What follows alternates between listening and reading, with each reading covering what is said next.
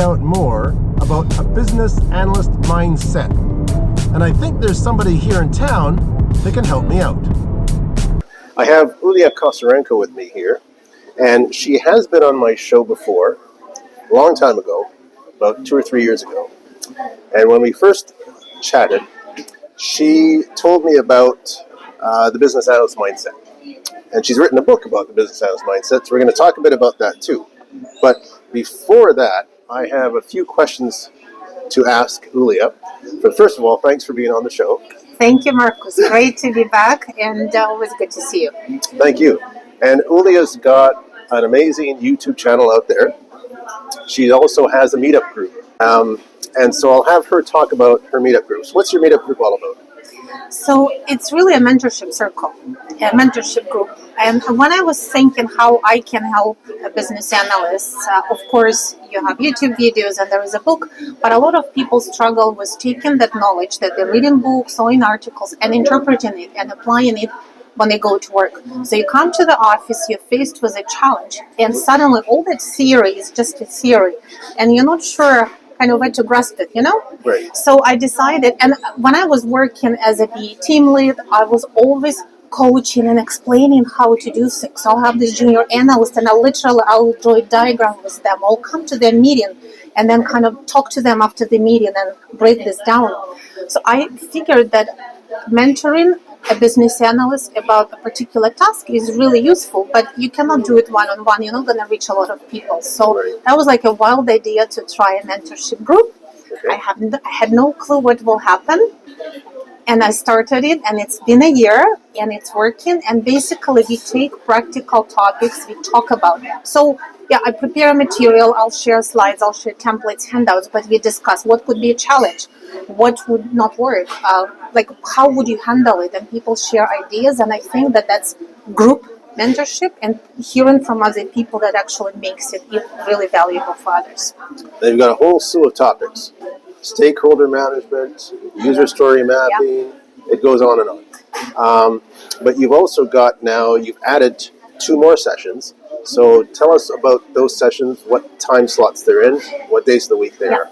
So we now have 2 groups, intermediate and experienced. And we're breaking it up a little because someone at beginning intermediate level needs a little bit more structure. With experienced people, we're literally coming up with topics together. And it could be some painful experience that someone had, and suddenly everyone says, oh my God, it gives me PTSD, we should talk about it. So one of the groups is meeting Monday, 7 p.m. Eastern time, and then 9:30 on Tuesday. So that's intermediate groups. And that's Eastern Standard Time? Eastern time, yes. And experienced group meet on Tuesdays, either 8 a.m. or 12 p.m. Eastern time. So usually it's either before work or during lunchtime for our time zone, and then for someone. We do have, amazingly, we have people from Europe, we have people from Australia, New Zealand, and lots of people from UK, Ukraine. So everyone joins literally at a different time, and I'm trying to keep track of it. And one of our participants from New Zealand joins our Tuesday meeting on Wednesday. Nice. For someone from Australia, it's 10 p.m. or 11 p.m. or 5 a.m. in New Zealand. So go figure. Insane. Yeah. Now, you have a new book coming up. You do have this book, but you also have a new book coming up. What's the new book going to be all about? I am so excited because it's actually not about business analysis. It's about business analytics. Okay. And in a way, these are very, very related subjects, but different. But it so happened that I ended up teaching business analytics course at Humber College for the last 4 years. I was first approached to develop a course, and now I'm teaching it, and I love it. But what I found out, there are no textbooks. So I went through all the libraries and all the websites, and I found lots of books, but they either fit into this really big 600-page book on statistics and machine learning and all the algorithm, which is really, really heavy and for someone like a data scientist. On the other hand, there's lots of books that just, like chit-chat about business analytics without giving you anything. So I ended up developing a lot of slides and materials on my own because I teach Introduction to Business Analytics. And then, said, okay, sounds like I almost have a book. So I actually have a contract with Canadian Scholars, with a Canadian company that's doing a lot of textbook publishing. And this will be an introduction to business analytics book. I'm not sure about the title yet, but I've submitted my manuscript. I'm waiting for reviews. So in about a year, maybe a little bit less than a year, it should be ready. And basically, this will be a textbook mostly for colleges, universities, but it would also be available for a general public. Nice, good. And you just had a data analytics course that came out not too long ago. Yeah, data management and analytics skills for business analysts. So to me, I constantly bring these two fields together, because when I teach my business analytics students, I keep telling them you cannot develop analytics solutions unless you understand requirements of your customers. And on the other hand, analysts today need to understand the data, because a lot of those new solutions they do are heavily reliant on data quality. There's lots of, anytime you do digital transformation, you end up transforming data. Plus now every company, of course, wants to be in on AI. Can we have an AI solution? And they sometimes don't even know what it means. But so I think business analysts truly need to understand what's AI, what's data science, what it can, what it cannot do, so that they manage expectations and they actually do something useful. So to me, there's a big overlap, and I'm kind of in the middle of it. And then I'll have two books that cover both subjects. So hopefully that will be, good symbiosis. No, good.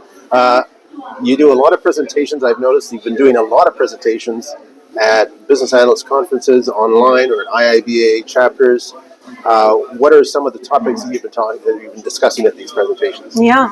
So I have lots of topics, but one stream and one of my favorite topics, of course, is BA mindset and will be, and I do talk about it, and I keep getting invited, especially to different IIBA chapters, because mindset is about being successful, how to be successful as an analyst, not just get a job, because you can pass a test, you can do certification, but how do you become really good at what you do?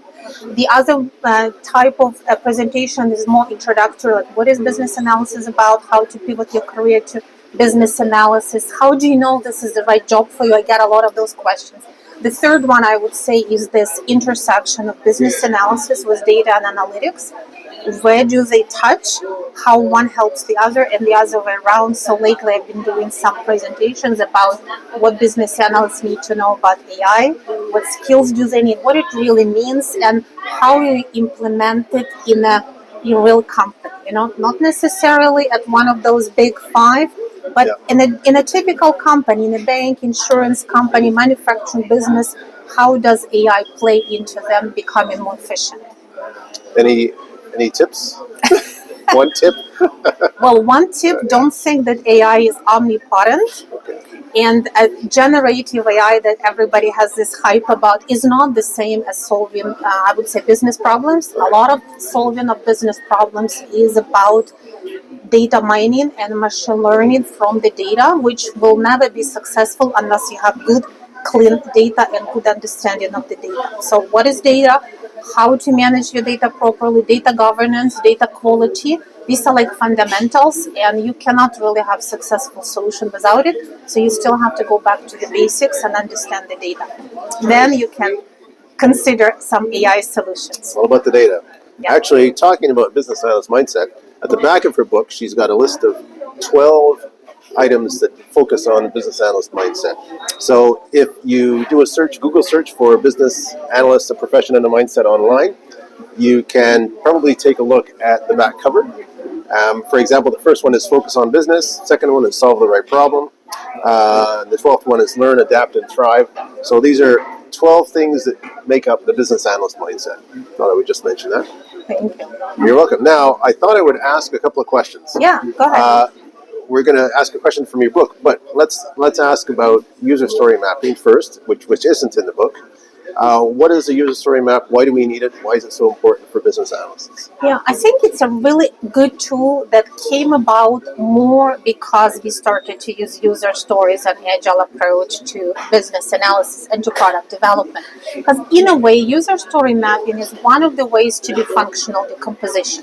So truly, it's a new evolution of the old and well-proven technique. We used to do feature trees, or we used to do product breakdown structure. So in a way, user story map is like a new like code on the same idea. But the idea is that you take this big thing that you want to develop, your product, your solution, and you start breaking it down. In a user story map, you break it down based on user journey. So, for example, we are sitting in a coffee shop. So maybe the user journey is to have a coffee with a friend, right? So you think about the main steps in both. Finding a coffee shop, making an appointment, coming in, making an order, having it, and then, cleaning up your recycling. So that's your backbone of your kind of high level process, and then you think about what are the details that need to happen, and this could be your user stories. So it helps you to break down this big journey or your big product into smaller, more manageable pieces. And because if you're using user story format, you're going to break it into user stories, but really it's like a visual plan of your product.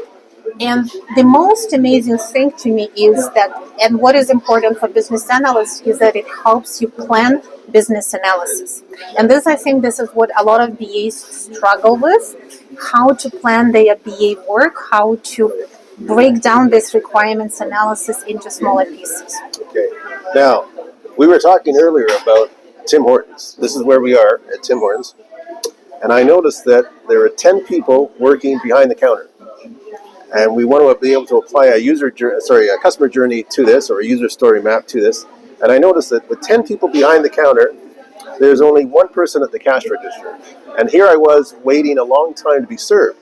So perhaps someone out there, a business analyst, could write a user story map about how to fix this problem, because I'm a customer and I have a problem with not being served efficiently. Yeah. Thought I would just bring that up. Yeah, and what's interesting, you mentioned it, because sometimes in the BA world, just like in any other world, we get fixated on the same idea, like user story, for too long, and we forget that there are different approaches, even to requirements. So I think in this example of Tim Hortons, there is another aspect or another way to capture requirements through job stories, and this is where you think from the perspective of a worker. So here is Marcus, a user who came over and wants to be served quickly because you're a paying customer, right? You want to be happy. Next time you're going to do video at Starbucks or somewhere. But what about job stories? What about people behind the counter? They need their job stories so that they know what are they supposed to do, what they should do. What do you do if you're making sandwiches and you have no work right now, but there is a customer waiting at the counter? Should you come over? So I think that aspect and thinking about employee experience is also important. Even though I know user experience is vital, but let's not forget about employees and how do they know what to do. And this can all be mapped out. Yeah, absolutely. And by the way, user story map doesn't have to be one map per solution. Think about user perspective, and maybe you think about employer perspective or management perspective, like administration of your business could be another user story map related to planning your business. For example, your monthly cycle, right? Okay. And it all starts with a context. By the way, there is a section here about context diagrams, which I think one would need in a circumstance like this first before we even look at this user journey, just as an idea. Yeah. I have a question for you. Some chapters I've marked up here. Chapter 6, for example, talks about product. How do we define requirements? And it's got a whole number of stages here. It starts with strategic, functional, non-functional, technical, implementation, and so on. I guess I could start out by saying, first of all, that each section here is detailed in a very simple way. So anyone who's a beginner or intermediate could understand it. There's also lots of good examples to explain what is a requirement and the steps you take to gather. For example, clear language is needed, a user interface, look and feel is needed, and so on and so forth. So maybe the question I want to ask you is, how can we really get good requirements? How can we define really good requirements for a client? Yeah. I think it goes back to the planning, and as you said, to understanding the context in which you're working. So context model could be a good way to present it, but you really need to understand what is the main goal and what is the context in which this business exists or this process exists or this solution needs to fit in. Because I think the main problems with requirements come when we think too narrow. We don't realize the impact. We just take for granted what our stakeholders provide to us. So one of the principles of BA mindset is that you take information and you analyze it, right? So analysis before synthesis. So you have to understand that when you gather information from stakeholders, from your potential customers, never expect that it's going to be complete or full or perfect. It will not be. So you have to collect it from multiple perspectives and do the analysis. Okay, so that's the part of the job. You analyze, you break down, you compare, you look for contradictions, you look for gaps. So without you doing your analysis, it's not going to work. It's not just about gathering information together and packaging it up, right? And that's why we have so many different analysis techniques, because there are so many different, I guess, scenarios. And so there's a format, there's a path, a format that we need to follow. We can't just do this out of the box. You need some form of structure. We need business analysis process, right? The process has a beginning, a middle, and an end, and you wrap it up, and you prioritize, and you organize, and then it works much better. Superb. Is there anything else we want to talk about? Or is there anything else you have on your mind that you want to talk about to our audience? Actually, first, before we do that, if you want to be able to contact Yulia, how can we do that? Yeah, definitely. So my website, y-change.com, unfortunately, all the domains without a hyphen were taken. Or you just Google BA Mindset, or you Google my name and you'll find it. I have YouTube channel, I have website. I publish articles on Medium. And definitely, if you're interested in our mentorship circle, you can sign up for just video library. We now have this option. If you can't make our meetups, our video library is open on a membership basis, and just listen and hear out the different opinions about all of those topics, because I think that really business analysts learn the best from doing, from working with other analysts. If you're junior, working with a senior, like observing them, getting help, because it's a very, very practical job where you need to experience how it works, with different types of people, with different types of stakeholders, in different political environments, and so on. Political environments, yeah, that's a tough one. We don't have a course on that, I don't think, but that's a different story. Anything else you want to bring up in the book? Yeah. Or one thing I wanted to bring up, if that's fits, because everyone now is worried that AI will take business analyst jobs along with all the other jobs. And part of, my next two upcoming topics in the conferences will be actually why we don't have to worry about it, and what is it that business analysts do better than AI. Think logically. First of all, they think logically and critically. Second, one of the big problems of generative AI is that it converges to the mean, right? So it takes all these different types of information and content, and it kind of finds the happy medium. So it will give you a nice overview of things that are already known, but it's not going to be creative. So if you face a new problem, which is what we usually face, you actually have to discover the root cause. You discover the new solution. If you need to be creative, we are much better at it than AI, for sure. If you need to draw a diagram, even a simple context model, you're way better than AI. Even, the simple stuff, and I give this example to my students because they sometimes fall for this AI hype.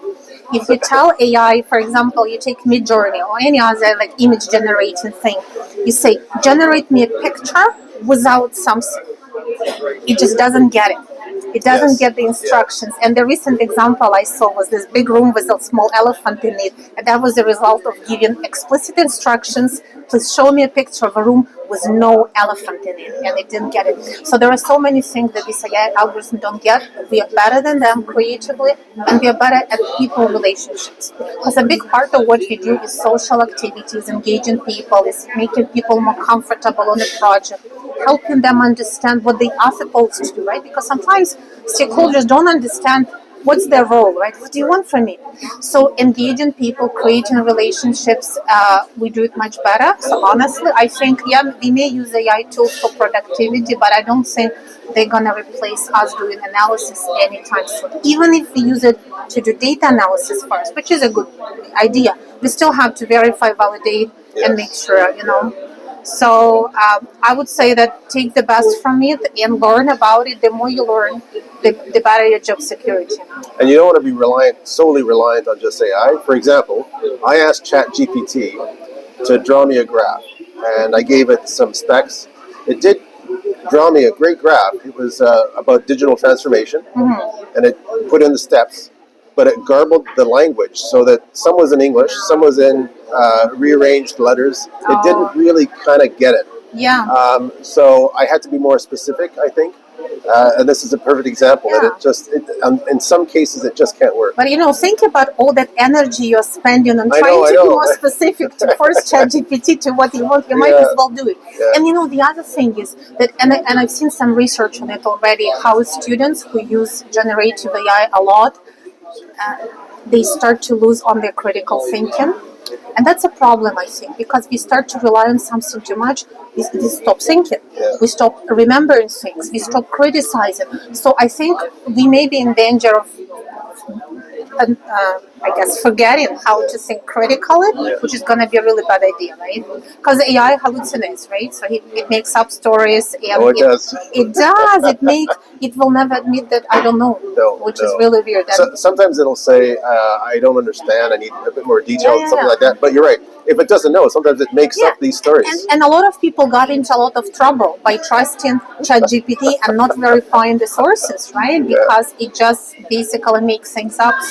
So there are dangers there. And for my book that is coming out, I did some research on AI risks, and there is a lot of risks which are very complicated. For example, you can intentionally feed AI algorithm specific prompts to teach it bad behavior, and we've seen some examples. And the more sophisticated the tools become, the more sophisticated could be some bad agent who really wants to use it to their advantage. So we're gonna need a lot of security now to protect those algorithms. So we have to learn about it, but don't think that it's omnipotent. It's not gonna solve those problems. Actually, there was another thing that happened with ChatGPT. I'm just trying to remember what it was. Oh yeah. So if you take an Excel file and you've got, say, 2 spreadsheets on it, and you upload it to ChatGPT, so you need the paid version to do this, and then you ask it to analyze it. For example, tell me how many customers I got yesterday or in the month of February. It'll take those 2 spreadsheets and it'll amalgamate them as long as you have user IDs that can match, or some ID that can match, and it'll give you an answer. In other words, you don't have to write SQL for this thing. But at a basic level, they can do it. I don't know how more sophisticated it can get. I don't know. So, and I know we've seen, more and more opinions that if one thing that AI could soon do better than people is potentially coding. Again, maybe not all of coding, but a lot of routine coding and SQL, I guess, falls into that. But speaking of that, in order for generative AI to extract data from databases, they still have to be designed well, right? So someone still has to. So it is possible, but there are other aspects of it, right? Understanding negatives, understanding irony, arranging pictures, and the other thing, and maybe that's kind of from a different perspective, but it's still, it bothers me because I read more and more about how much energy and water AI is using, and there's lots of predictions about these tools requiring more and more and more energy. And if we start to over-rely on just AI and forget how to think, and suddenly, we have not enough energy and stuff. So I don't know. There is lots of interesting aspects, and for sure we can't go back. We have to use whatever civilization offers us, but we have to use it in a smart way, and we should never allow ourselves to stop thinking and stop developing our critical thinking just because now we have tools that we think will do it for us, because we may be in danger and we won't even know. It's like you're driving a GPS on a highway, and here in Toronto, sometimes it's crazy. So you're driving and suddenly the GPS tells you to get off over here because this roundabout route is better, and everyone is getting off, and suddenly that route is getting worse. And sometimes you think, what if there is some really bad guy who just wants to have some fun, and he just sits there like a Dr. No at his keyboard and says, let's see if I can make all of these people go this way. So how do you really know that you're not being manipulated, right, if you listen just right? So there was a guy guy in the UK who did a study. He took a wagon, he put a bunch of cell phones in the wagon, turned them on, turned the location on, and then he had his friend far away do something about the directions to somewhere. Yeah. And the cell phones were confusing all the directions. Yeah. And it just went to prove that, at the end of the day, Yeah. Smart people will always find ways to trick this, right? Algorithm. There's many ways to hack things, right? And I'm sure that hackers will find lots of ways to trick this algorithm. And one of the dangers is like the more, and even goes back to like real businesses, right? The more they rely on AI and the less they monitor it, the more they can get in trouble without even knowing. Like the recent story of Air Canada chatbot, I don't know if you've seen it, where customer was asking chatbot about like special circumstances. It had something to do with bereavement discounts, and the chatbot gave it a response. And it turned out that the response was incorrect. At least Air Canada backed off on that response. The customer was upset. And it went into the news because basically the chatbot told them they were entitled for discounts, and then Air Canada said no later, and the customer saved the screenshot. So the end of the story was that Air Canada had to take down their chatbot because they claimed that it was its own legal entity and they were not responsible. It didn't go well with the judge. And lo and behold, then whatever was your project of developing a chatbot definitely was not properly tested and not all of that. So you can feel, I mean, you can have a pretty bad hit on your reputation if your AI solution is, So be careful. Yeah, especially with chatbots. Especially with chatbots. So I want to say thank you very much, Yulia, for being a guest on the show.